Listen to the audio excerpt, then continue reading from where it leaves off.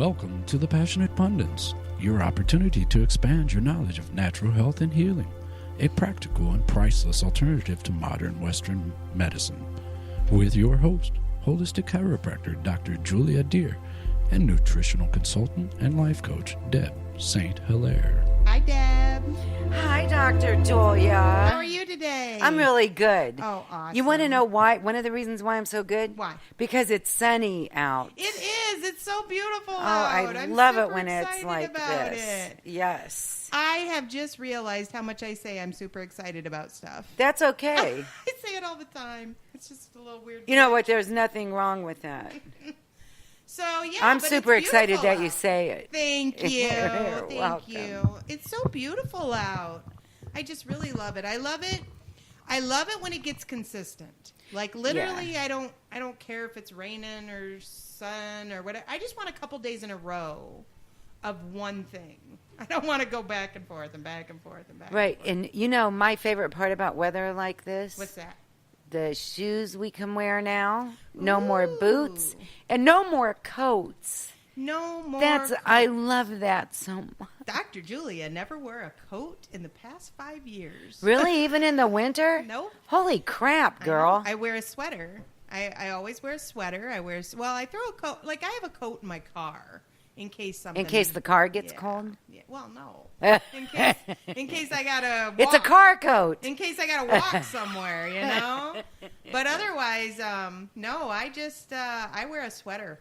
I have this thick sweater from... Is it an alpaca sweater? It's not, but it's something like that because it's from, I can't think of where it's from, maybe Finland or something. It's like a super, super thick wool, and it's itchy-ish, but once you have it on, it doesn't really bother you. Like, if you were just to rub it, you'd be like, oh, that's kind of itchy, but when you wear it, it doesn't really bother you, but it's so thick.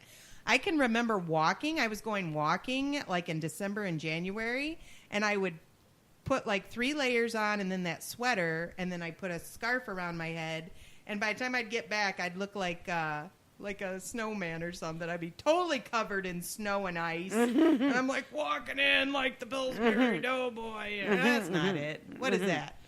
What am I trying to say? The Michelin Man. You know, the Michelin Man. He's The kinda Doughboy like, kind of walks funny too. Yeah, yeah. But it was funny because, I do that. Because I just go from the car to the door. Right. I don't kick back outside. I'm not an outdoorsy person when it comes to winter. Like, I'm not a big one for snow and ice and stuff like that. So I just kind of get where I'm going and get in quick and all that. But, yeah, I mean, I have a down coat and stuff like that. But it just gets too hot, especially, this stage in life. We won't talk about that. Yeah, no. Yeah.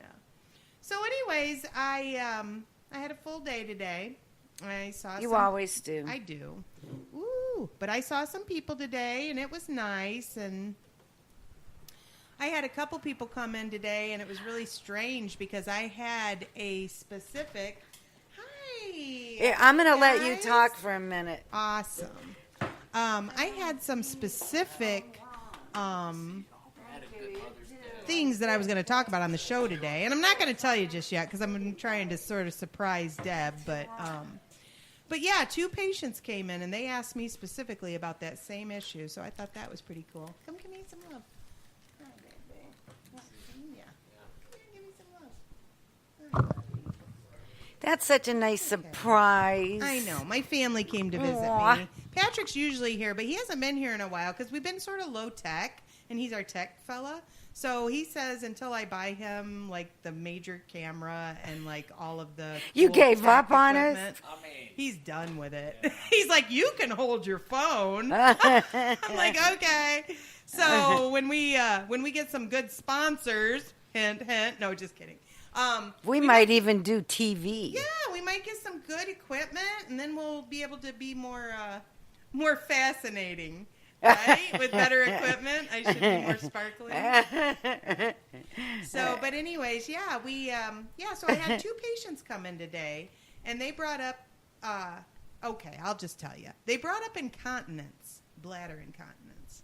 That means they pee a little bit in their pants. Well, yeah, it's not just that. And I always ask people when they say that to me, I say, well, is it urgency or is it frequency? because those two things are different. Right. Right? I would have not thought of that. Right. And for some people, it's urgency. It's, I got to get somewhere quick. Like, when I got to go now. And for other people, it's more frequency. It's like they don't have the urgency. They just know that they better stop every 15, 20 minutes or they're going to get caught somewhere. So those are two kind of different problems that go along with bladder incontinence and problems. That would really piss me off. I was waiting for that. I was hoping somebody'd say that, and you're my other somebody, so I didn't want to have to be the one. But definitely, the bladder is an issue for some people. Tech guy. And yeah, the tech guy's getting antsy there. So when people have problems, they don't typically think, oh, I should go to my chiropractor. But I'm going to tell you right now, I do a lot of good for that. There's a lot that can be done. Because whether it's structural or it's because of a nerve impingement or maybe it's your pituitary gland, there are a lot of reasons why we might have incontinence and might have problems with urinary frequency. And so there's a lot of things we can do for it. I even have people who come in with those mesh, like mesh has been put in to lift things up because over time things are falling. And as they fall into areas they shouldn't be, there's obviously more pressure that gets put on the bladder itself. So it's very good for us to know, is this an actual bladder issue? Is this a kidney issue? Is this a pituitary issue? And I don't think medical doctors often differentiate, especially if they find that the bladder has dropped. Typically, the go-to is, well, let's go lift it. And there's been a lot of problems with those meshes. I don't know if you've noticed, but there's a lot of those, like, attorney commercials, right. Like if you've had any mesh implants and they've caused serious... Well, it's because of the scarring. It creates a lot of scar tissue. Our tissues will just kind of grow through and in between that mesh and get it all kind of matted up in there. And I honestly just don't think that is the answer. I don't think that that's necessary in a lot of cases. I mean, I have no data to support that. But in my opinion, from what I've seen with my own patients, a lot of times I just have to structurally lift the bladder. Like, literally, manually lift the bladder.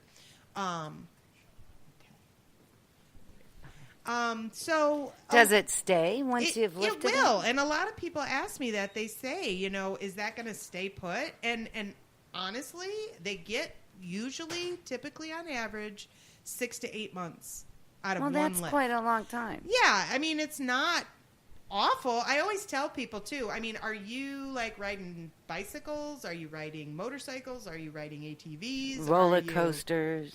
Anything that has that pounding, horseback riding. Horseback riders have terrible bladders, right? Wow, I never thought of this. Yeah, and so it falls. It literally will slightly fall throughout your lifetime. Gravity, of course, has to do with it. Some people have this thing called, I'm going to say it wrong, Ehlers-Danlos syndrome.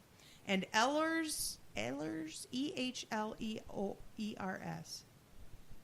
Anyways, that is basically it's a hereditary disease that makes your soft tissue super elastic and super loose. So you lose your elastin as you age, and so the skin just becomes very supple, very pliable, and so that will cause bladders to fall. I've even had people, like literally, people don't know this. I mean, the average general 35-year-old, 40-year-old woman probably doesn't know this. I know the 20-year-olds don't know it. But at some point in your life, your bladder may fall out. Like, not completely out, but you can feel it. At some point in your life, your vagina can turn inside out, and your uterus can literally kind of fall out of your vagina. You know what? I always thought that was made up. No, that's a thing. Like, I have to ask people, when they tell me their uterus is prolapsed and is falling down, I have to ask them, can you touch it? Can you reach down there and feel that something is coming out? And yes, they can. Sometimes they can. Now, I don't know what that feels like. Gads. Yeah, I don't know what that feels like because I've never felt it, thank God, so far, as of yet. May you never. May I never. But, yeah, like literally it starts to protrude and come out. And so that's one of the biggest things. I mean, people right there are like, oh, God, you got to fix that, you know. And obviously I don't go, you know, I don't touch that area or anything, but I go from the stomach area and I just gently lift those organ systems up, starting about at the sternum. We're going to do, you know, large intestine, then we'll do small intestine, then we'll do bladder, then we'll do uterus. And if they're missing their uterus, that's typically an indicator of, yeah, we probably are going to have a problem with the bladder eventually, because the uterus is under the bladder. The bladder's kind of behind and on top of the uterus. So if you take the uterus out and there's an empty hole, a space, well, the bladder's going to fall down into that eventually. And the thing about the pelvic outlet is it's shaped like this. So where the bladder should be at the top portion, it's like an upside down triangle for those on the radio. Where the bladder should be at the upper portion where there's more room, the uterus is at the bottom portion where it's smaller. So as that bladder falls down into that smaller space, I mean, obviously the mechanical pressure of that, you're not going to be able to expand your bladder like you used to. So every 20 minutes you're full. Well, you're not really full, but you feel full because you're in that little tiny tight space and you're pressing against the pelvic bones. This is making me have to go to the bathroom. Really? I'm sorry. Somebody turn that faucet off. So, but, you know, if you keep the bladder up in this larger area, then you have all this room for expansion. So, yeah, you can go 2, 3 hours, 4 hours maybe. I can go like 6 or 7 hours. And it's not good to hold your urine for that long either, because that can mess with the muscles and get them all And that's one of the reasons you get kidney stones. You can get kidney stones by holding onto your urine for too long, because it coagulates. The uric acid and the calcium and all of that deposits, all that coagulates. It just gives it time to do that instead of getting it out. And, you know, they say when you urinate, you should be urinating like a nice pale yellow color. It shouldn't be super yellow. It shouldn't be super clear, because if it's too clear, that's a problem in of itself. And I do want to talk about that, so that's a good segue. I'm going to talk about that. So I tell people all the time that kidneys are one of the few organ systems that actually have mileage. Like, you can run out of mileage, Deb. That's what I got to have you know. I got to have everybody know that. People will drink a ton of water and then they'll come to me and they'll be like, I'm such a good person. I drink all my water. And I ask them, how much water do you drink in a day? And they say something crazy, like 2-3 gallons a day. And I'm like, ooh, you can't do that. Why can't you do that? Because number one, you're going to run out of I get it. Number one, mileage. You. Did you hear? She's so funny. I love that one. But yes, number one. I didn't even catch that. Puns are my favorite. But anyways. Pundit. Exactly. But you can run out of mileage. You know, if you're going through 2 gallons of water a day and you're making that kidney work so extra hard, I mean, you're going to run out eventually. And that's how people end up on dialysis and later in life. And you know, we don't want to do that. We don't want to run out of mileage. We want our kidneys to work for us lifelong. So we don't want to put that extra burden, that extra pressure on them, you know, when it's unnecessary. I mean, disease processes, that's a different puppy. But when you're just drinking water and drinking water and drinking water and peeing it out and peeing it out, I mean, there's a problem. It shouldn't be like that. It really shouldn't. So you got to be kind to your kidneys, because your kidneys have mileage. And you got to make sure you don't get too much, but you got to make sure you don't get too little either, for the stones problem, for the coagulation of the debris and all of that. You know, recently one of our friends was having kidney problems, and she has kidney problems anyway, but she went back to the doctor. She has 2 different doctors that she goes to, and they both had her on medications that were processed through the kidneys, and her kidney function went down. That's another reason. And she called and asked me about it, and I said, stop taking it. And they told her to stay on it for another week and then go have it tested. And I said, but what if it is that? So she did, and it was that, and it was down 40% from where it was.